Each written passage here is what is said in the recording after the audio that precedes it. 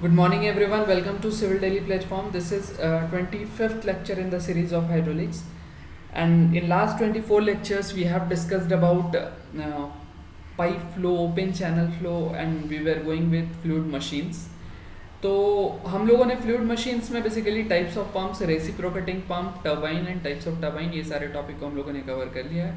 तो आज की क्लास में हम लोग बात करने वाले हैं डैम के बारे में।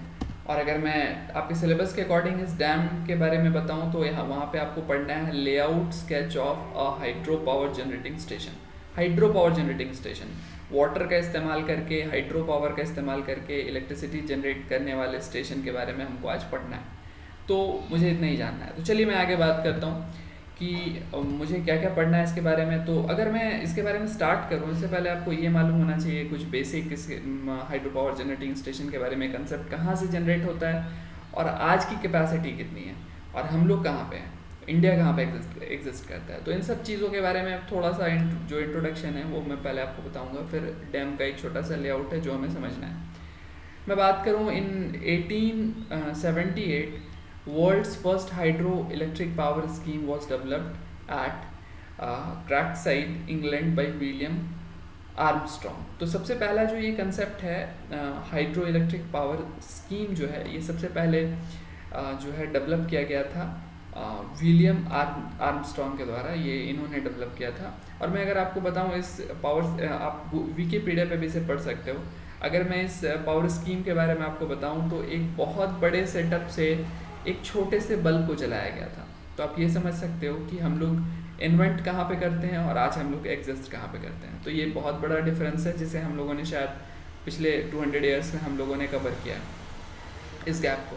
तो यहाँ पे ऐसा था कि ये पहला हाइड्रो इलेक्ट्रिक पावर स्कीम था। और इस स्कीम में क्या था कि एक सेटअप करके एक आप देखोगे, आप विकीपीडिया करोगे, विकीपीडिया करने के बाद अगर आप इसके इमेजेस देखोगे तो आपको वहाँ देखने के लिए मिलेगा कि एक बड़े से वर्किंग स्टेशन में, एक बड़े से वर्कशॉप में क्या किया गया था कि एक सेटअप फिट किया गया था और उस सेटअप से एक बल्ब को जलाया गया था, एक आर्क लैम्प को जलाया गया था। और इस आर्क लैम्प को जला करके ये प्रूव किया गया था कि we can generate electricity using hydro power. Using hydro power means what? Using hydraulic energy we can convert this hydraulic energy into electrical energy.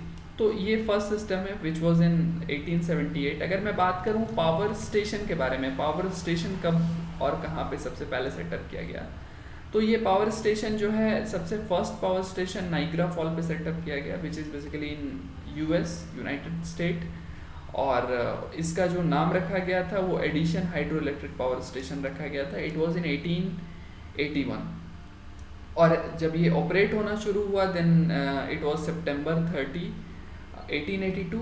और इसके ऑपरेशन में आने के बाद जो इलेक्ट्रिसिटी जनरेटिंग कैपेसिटीज़ जो हाइड्रो इलेक्ट्रिक पावर की थी वो कितनी थी? हाइड्रो इलेक्ट्रिक पावर स्टेशन की कैपेसिटी 12.5 किलोवाट थी। Then you can understand one thing very easily कि हम लोग अपने घर पे इलेक्ट्रिसिटी का कनेक्शन लेते हैं तो वहाँ पे भी हम लोग 3 किलोवाट 4 किलोवाट एनर्जी कंजम्पशन का जो कनेक्शन है वो अपने घर पे लेते हैं, 3 to 5 किलोवाट की। और यहाँ पे एक पूरे के पूरे पावर स्टेशन की कैपेसिटी कितनी थी? It was only 12.5 kilowatt. तो हम लोग कहाँ से कहाँ ट्रैवल कर रहे हैं? We have just started by glowing a bulb और आज हम लोग इतना सारा पावर जनरेट कर रहे हैं, ह्यूज पावर जनरेट कर रहे हैं using this hydro electric power station. अगर मैं आपको इंडिया के बारे में बताऊं कि इंडिया में इसका स्टार्ट कहाँ पे था, तो इंडिया में जो फर्स्ट पावर प्लांट है it was set up in Darjeeling and Shivanasamudram. और ये जो दार्जिलिंग है ये वेस्ट बंगाल में है और ये विश्वना समुद्रम जो है ये कर्नाटक में है। और यहाँ पे बेसिकली टाइम लिखा है 1898 in Darjeeling and 902 in this Shivanasamudram. But यहाँ पे क्या होता है, प्लेस को लेके बहुत कंट्रोवर्सी है कि कहाँ पे पहले सेटअप किया गया था। और मैं आपको बताऊँ कि दोनों जो सेटअप आप देख रहे हो हाइड्रो इलेक्ट्रिक पावर प्लांट का, ये दोनों सेटअप के लिए जो डैम कंस्ट्रक्शन है वो डैम कंस्ट्रक्शन एम विश्वेश्वरैया जी के देख रेख में हुआ था। अब ये एम विश्वेश्वरैया जी कौन है? जिनके नाम पर, जिनके डेट ऑफ बर्थ पर हम लोग इंजीनियर्स डे मनाते हैं, द ग्रेट सिविल इंजीनियर। तो इन्होंने ये दोनों डैम को सेटअप किया था और ये हमारे इंडिया का first hydro electric power station जाना जाता है। अगर मैं बात करूं जनरेशन के बारे में, आज के एट प्रेजेंट सिनेरियो हम लोग जो इलेक्ट्रिसिटी यूज़ करते हैं उसका क्या परसेंटेज कहाँ से जनरेट होता है, किस पावर्स को इस्तेमाल किया जाता है, किस टाइप की एनर्जी को कन्वर्ट किया जाता है। As we already know that energy can neither be created nor be destroyed, it can only get converted from one form to another form. तो कौन से फॉर्म को एनर्जी को इलेक्ट्रिसिटी में कन्वर्ट किया जाता है उसके बारे में मैं बात करूँ तो कोल एनर्जी 58.6%, इसका मतलब thermal power plant has a big contribution ना।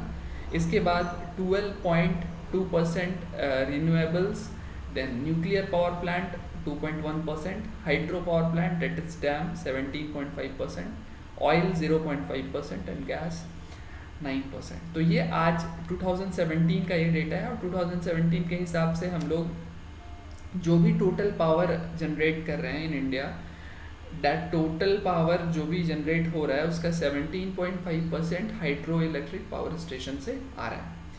और अगर हम लोग बात करें हाइड्रो इलेक्ट्रिक पावर स्टेशन या हाइड्रो पावर सिस्टम में इंडिया का क्या पोजीशन है, how much power India basically generates per year, तो India is the 7th largest producer of hydro electric power in the world as of 30 April 2017.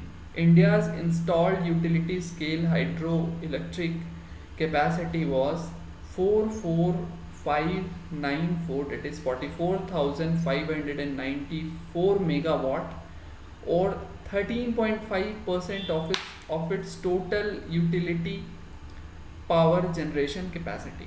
मैं आपको एक चीज़ बताऊं, आप देखोगे यहाँ पे लिखा है 13.5%, यहाँ पे लिखा है 17.5%। Why this difference? क्योंकि यहाँ पे जो स्मॉल स्केल डैम है उसको कंसिडर नहीं किया गया है, it is why it is 13.5% है और यहाँ पे 17.5%। अगर मैं बात करूँ टेक्निकल पोटेंशियल के बारे में, the technical potential for hydro power development around the world is much greater than actual production. इसका मतलब ये कि हम लोग जितना हाइड्रो इलेक्ट्रिक पावर जनरेट कर रहे हैं इससे बहुत ज़्यादा हाइड्रो इलेक्ट्रिक पावर जनरेट किया जा सकता है, but we are not using that utility, हम लोग उतना इस्तेमाल नहीं कर रहे हैं।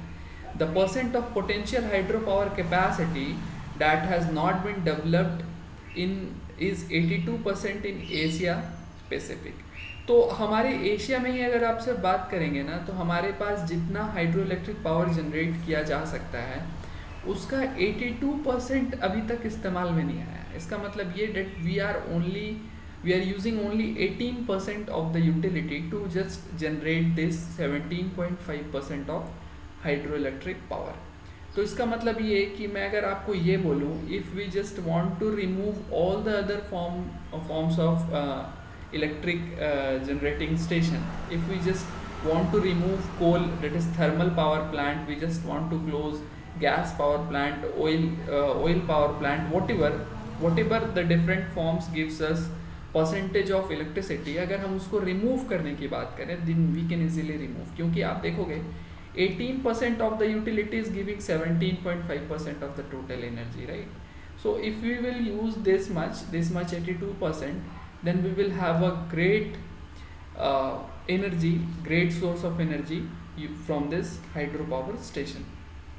तो अगर मैं बात करूँ इसके एडवांटेज और डिसएडवांटेज के बारे में, तो आप जानते हो कि किसी भी फॉर्म, कोई भी फॉर्म जिस फॉर्म को हम लोग यूज़ में लाते हैं उसका कोई ना कोई एडवांटेज होता है और कुछ ना कुछ डिसएडवांटेज होता है। तो हम लोग अगर एडवांटेज और डिसएडवांटेज के बारे में बात करें तो first advantage is hydro power is a flexible source of electricity since station can be ramped up and down very quickly to adapt changing energy demands. तो आपको यहाँ फर्स्ट पॉइंट में ये एडवांटेज बताया गया है कि यहाँ पे हम लोग एनर्जी डिमांड के अकॉर्डिंग अपने सोर्स को फ्लेक्सिबल बना के रख सकते हैं। It means we can easily reduce and increase the total electricity generation by this hydro power plant. The major advantage of conventional hydro electric dam with reservoir is their ability to store water at low cost of dispatch later as high value and clean electricity. यहाँ पे अगर आप बहुत बड़े conventional बात करेंगे conventional benefit की, तो आप ये बोल सकते हैं कि हम लोग using this hydro electric power station हम लोग क्या कर सकते हैं, हम लोग एक क्लीन फॉर्म ऑफ एनर्जी को यूज़ करते हैं, और इसके साथ साथ वहाँ पे जो हम लोग डैम कंस्ट्रक्ट करते हैं तो वो जनरली नेचुरल वाटर होता है, नेचुरल स्टोरेज ऑफ वाटर होता है, तो बहुत ज़्यादा कॉस्ट भी इफेक्ट आता है, कॉस्ट इफेक्ट भी आता है।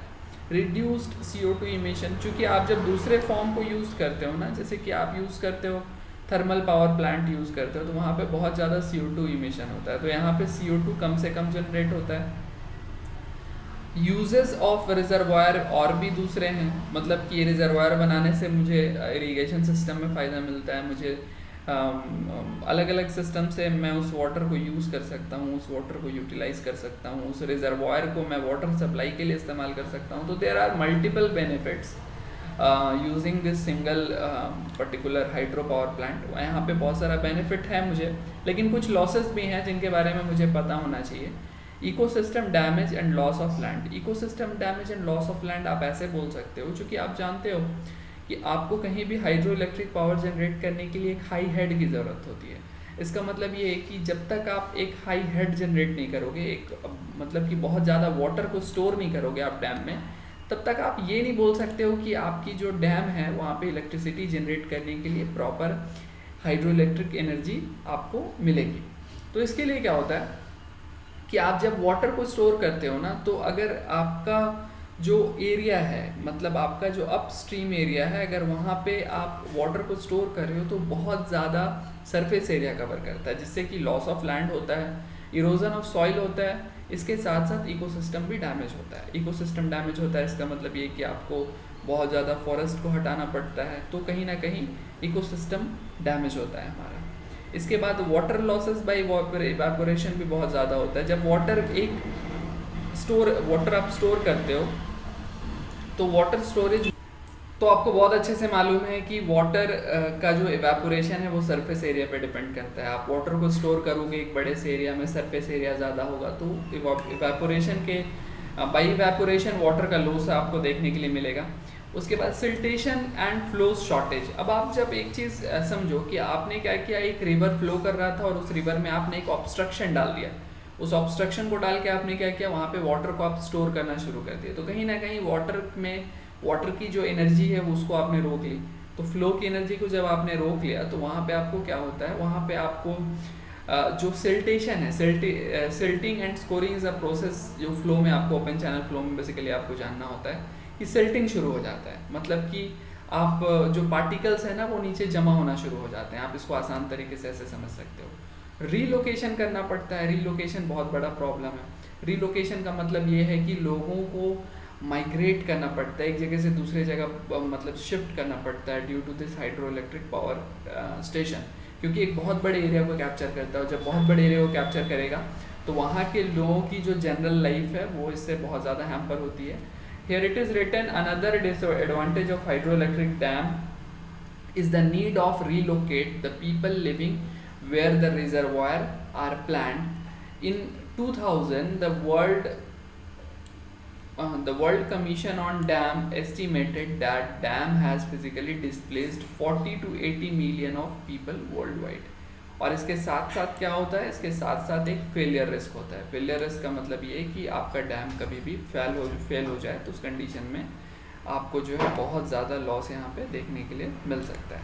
So this is a failure risk. तो हमने बात कर लिया अभी तक कि हाइड्रो इलेक्ट्रिक पावर स्टेशन के क्या क्या एडवांटेजेस हैं, क्या क्या डिसएडवांटेजेस हैं, इसके बारे में हम लोगों ने बात कर लिया। अगर मैं आपको एक लेआउट स्केच दिखाऊं, उससे पहले मैं आपको क्या चाहता हूं कि मैं चाहता हूं कि आपको एक बार डैम दिखा दूं। डैम दिखाने के बाद जो है मैं इस पर डिस्कस करूंगा कि ये मतलब क्या क्या नीड्स है, क्या क्या ज़रूरत है, कैसे कंस्ट्रक्ट किया जाता है, और कंस्ट्रक्शन के प्रोसेस के बाद इसका जो नेट लेआउट है वो मुझे कैसे इलेक्ट्रिसिटी जनरेट करके देता है, ये चीज़ समझना ज़रूरी है। आपके स्क्रीन पे एक डैम है, आप कहोगे ये कोई कंप्यूटराइज्ड इमेज है, बट ऐसा नहीं है। ये डैम एग्जिस्ट करता है, नाम है इसका कैंसस डैम, और ये डैम आपको साउथ अफ्रीका में है। और इस तरह के डैम को बेसिकली हम लोग आर्क डैम बोलते हैं। यहाँ पे जो आप देख रहे हो ना, इस तरह का आर्क कंस्ट्रक्शन है, आर्क डैम बोलते हैं। अब आप यहाँ पे देख सकते हो कि आपके पास क्या था, कहीं से कोई रिवर के थ्रू वाटर फ्लो करके आ रहा था, और आपने क्या किया, आपने यहाँ पे एक आर्क कंस्ट्रक्ट कर दिया, और आर्क कंस्ट्रक्ट करके आपने यहाँ वाटर को स्टोर कर लिया। अब मैं आपसे अगर एक जनरलाइज्ड वे में अगर एक क्वेश्चन पूछूं कि अगर मान लो कि आपके पास इधर में हिल्स नहीं होता, यहाँ पे छोटा छोटा हिल्स या माउंटेन्स नहीं होता जो कि वाटर को स्टोर कर पाए, यहाँ पे प्लेन लैंड होता, then is it possible to construct a dam है? Yes it is possible, but वहाँ पे क्या होगा, ये जो वाटर है ये वाटर बहुत बड़े एरिया को कवर कर लेगा और इसके जो सरफेस एरिया बहुत ज़्यादा इंक्रीज हो जाएंगे, लॉस ऑफ लैंड ज़्यादा होगा. So there is one thing, it is only possible at the place where you will have some mountainous region जहाँ पे आप वाटर को स्टोर कर सकते हो. वाटर को स्टोर करने के बाद आप उस पर डैम कंस्ट्रक्ट कर सकते हो, because in plain region it is not possible. अब गंगा किनारे वाले ज़मीन पे जहाँ पे गंगा के डेल्टाज हैं वहाँ पे आप तो डैम कंस्ट्रक्ट नहीं कर सकते ना, because for the construction of damn you need what, you need mountainous region. तो मैं इस डैम के बारे में आपको बता दिया, बेसिकली साउथ अफ्रीका में. आप कभी जाओगे तो ज़रूर देखना. चलिए मैं बात करता हूँ कि किसी भी हाइड्रो पावर जनरेटिंग स्टेशन जो है उसकी जो जनरेटिंग कैपेसिटी है वो किस चीज़ पे डिपेंड करती है. तो सबसे पहले मैं बताऊँ आपको, उसकी जो जनरेटिंग कैपेसिटी है नेट हेड अवेलेबल पे डिपेंड करती है, इफ़िशियंसी ऑफ टर्बाइन पे डिपेंड करती है, नेट डिस्चार्ज पर सेकेंड पे डिपेंड करती है. तो अब ये तीनों चीज़ है क्या, मैं आपको ये बता देता हूँ. चलिए मैं आपको सबसे पहले हेड के बारे में बता देता हूँ.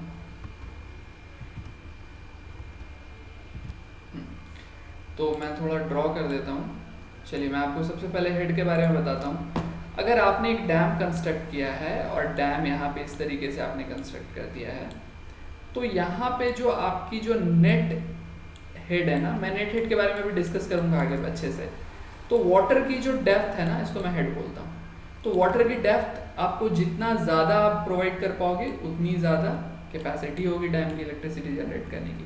इफ़िशियंसी ऑफ टर्बाइन के बारे में बात कर रहा हूँ. मैंने लास्ट क्लास में स्पेसिफिक स्पीड के बारे में बात किया था और मैं आपको अलग अलग टाइप्स के टर्बाइन के बारे में, पेल्टन टर्बाइन, मैंने आपको टर्बाइन डिस्कस किया था कि किस तरह के टर्बाइन में रनर का फ्लो कैसा होता है, टेंजेंशियल होता है कि सर्कुलर होता है, मिक्स्ड होता है. ये सारी चीज़ें हम लोगों ने लास्ट क्लास में डिस्कस की भी है.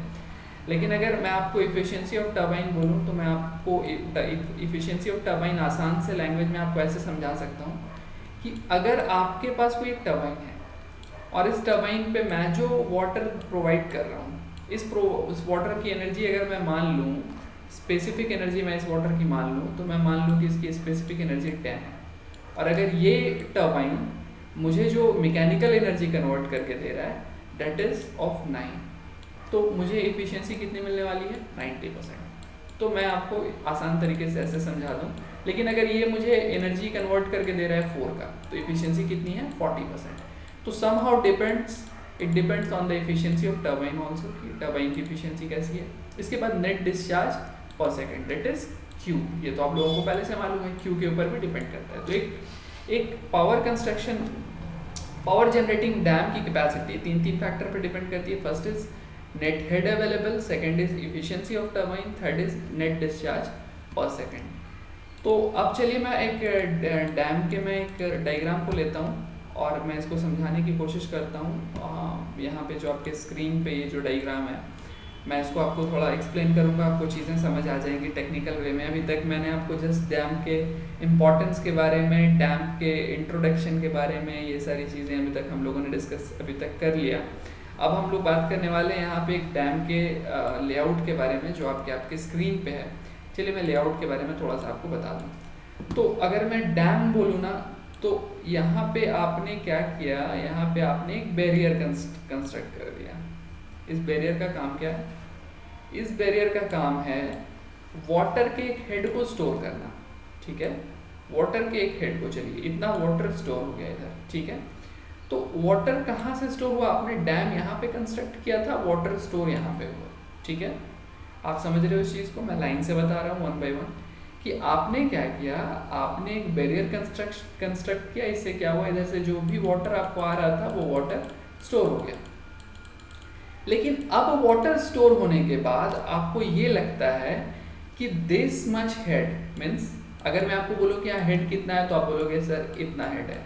और यहाँ पे अगर आपको ये समझ आ जाए कि this much head is not enough to generate, to convert hydraulic energy into your mechanical energy और you can say electrical energy. तो आपको क्या करना पड़ता है, आपको हेड को बढ़ाना पड़ता है। अब आप हेड को कैसे बढ़ाओगे, हेड को बढ़ाने के लिए हम लोग क्या करते हैं, यहाँ पे जो हम लोग एंट्रेंस हमने प्रोवाइड किया, यहाँ पे जो एंट्रेंस है पाइप में, इस एंट्रेंस को हम लोग डाउनवर्ड ले जाते हैं और नीचे ले जाते हैं। अब और नीचे ले जाएंगे, देखिए यहाँ पे ये जो साइन है आपको ये बता रहा है कि ये कंटिन्यू है, ये मतलब बहुत नीचे हम इसको ले जाते हैं। और बहुत नीचे जब हम इसको ले जाते हैं मीन्स इसका मतलब ये है कि हम लोग क्या करने वाले हैं, हम लोग अपने हेड को बढ़ाने वाले हैं। ओके, आप समझ लो, जैसे जैसे हेड आपकी बढ़ेगी ना वैसे वैसे यहाँ पे एनर्जी बढ़ने वाली है, और जैसे यहाँ पे एनर्जी बढ़ेगी वैसे वैसे आप ये बोल सकते हो कि the more energy we will provide on particular turbine then more will be are electricity generation, है ना। इलेक्ट्रिसिटी ज़्यादा से ज़्यादा आप जनरेट कर पाओगे। तो मैं क्या करता हूँ, पेन स्ट्रोक बोला जाता है इसे, और इस पेन स्ट्रोक से मैं क्या करता हूँ, वाटर को और फ्लो करके नीचे ले आता हूँ। तो वाटर फ्लो करके यहाँ पे आ गया। अब अगर मैं आपको बात करूँ तो अगर इस तरफ के हेड की बात करोगे आप, मैं थोड़ा इरेज कर देता हूँ, अगर आप बात करोगे इस तरफ के हेड के बारे में, तो इस तरफ में आपको जो हेड मिलता है ना, इसे हेड रेस बोला जाता है। क्या बोला जाता है, हेड रेस, हेड रेस बोला जाता है।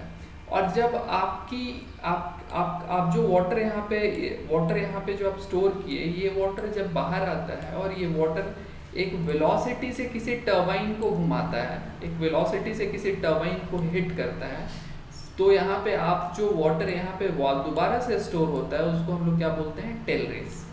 ठीक है, तो this is head race, this is tail race. अगर आपको बोला जाएगा कि टोटल ग्रॉस हेड कितना है, तो ये हेड रेस से लेकर के टेल रेस तक जो भी हेड होता है उसको हम लोग ग्रॉस हेड बोलते हैं। Okay, but this is not net head. Net head का मतलब वो जो मुझे मिल रहा है, लेकिन मुझे ये मिलेगा क्या, मुझे ये नहीं मिलेगा। आप जानते हो कि पाइप फ्लो में क्या होता है, लॉसेस, किस तरह के लॉसेस, अलग अलग तरह के लॉसेस। यहाँ बहुत सारे लॉसेस होने वाले हैं। First is at the entrance, second is bending, third is again bending, fourth is यहाँ पे जो नोजल है, नोजल के पास contraction. But these are the minor losses, the major losses will be through this friction ना, friction के कारण यहाँ पे आपको मेजर लॉस देखने के लिए मिलेगा। तो मैं बोलूँ, आपने डार्सी-वेसबच फॉर्मूला तो पढ़ा ही होगा पाइप फ्लो में। डार्सी-वेसबच फॉर्मूला से आप ये बोल सकते हो कि यहाँ पे एक लॉसेस होगा सर, और ये लॉसेस इज इक्वल टू होगा 4FL/2 dg, है ना, ये आपने पढ़ा हुआ है। तो आप बोलोगे सर यहाँ पे ये लॉसेस होने वाला है। तो अगर मैं ये बोलूँ कि आपके पास ग्रॉस हेड इतना था, उसमें से आपको लॉस वाले हेड को माइनस कर देना है, तो आपको नेट हेड मिल जाएगा। इसका मतलब ये कि अगर ग्रॉस हेड 1000 था, तो आपने क्या किया, इस फ्लो के ड्यूरेशन में यहाँ पे आपको लॉस हो गया, यहाँ पे 10 मीटर का हेड लॉस हो गया, तो आपको यहाँ कितना मिलने वाला है, यहाँ पे आपको मिलने वाला है 990 हेड। तो ये आपको क्या है, ये आपको नेट हेड है, आपको ये समझना है। चलिए, मैं और थोड़ा अलग अलग क्वेश्चन, मैंने हेड के बारे में आपको बात कर लिया, इसीलिए आपने टोटल एनर्जी लाइन भी आप लोगों ने पढ़ा होगा। तो आपकी टोटल एनर्जी लाइन कौन सी हो गई, ये वाली लाइन टोटल एनर्जी लाइन हो गई। और आपकी यहाँ पे जो एनर्जी लाइन है वो यहाँ पे आपको बेंड हो जा रही है ड्यू टू दिस HF। और अगर आप बात करोगे कि यहाँ पे अलग अलग कोई पोर्शन को हम लोग क्या बोलते हैं, so this is known as tail race, this is known as head race. अगर मैं बात करूँ वेंस, तो आप इसको वेंस बोलोगे, ये पर्टिकुलर ब्लेड जिसके ऊपर वाटर हिट कर रहा है और ये रोटेशन पॉसिबल हो रहा है। और अगर मैं सिर्फ इसकी बात करूँ ना, तो इसे रनर बोला जाता है। ठीक है, रनर बोला जाता है, यहाँ पे लिखा हुआ नहीं है, आप इसको नोट डाउन कर लोगे, इसको बोला जाता है रनर। ठीक है, ये रनर है। और अगर आप बात करोगे इस पूरे सिस्टम को, तो इस पूरे सिस्टम को टरबाइन बोला जाता है। होता क्या है, वाटर फ्लो, बहुत तेजी से वाटर आ रहा है, बहुत फ्लो है, और यहाँ पे आने के बाद इसकी total pressure and kinetic energy has converted into only kinetic energy. और यहाँ पे आपको क्या मिल रहा है, ये काइनेटिक एनर्जी से बहुत तेजी से ये इसको हिट करता है, बहुत हाई एनर्जी से इसका रोटेशन शुरू हो जाता है। और इसके रोटेशन से होता क्या है, इस रोटेशन को इलेक्ट्रिक मोटर से कनेक्ट करके हम लोग इसे इलेक्ट्रिकल एनर्जी में कन्वर्ट कर लेते हैं। So this is all about net sketch of hydro power plant. लेकिन आपके दिमाग में एक क्वेश्चन यहाँ पे हो सकता है रेज हो रहा होगा, जिसके लिए मुझे आंसर करना ज़रूरी है।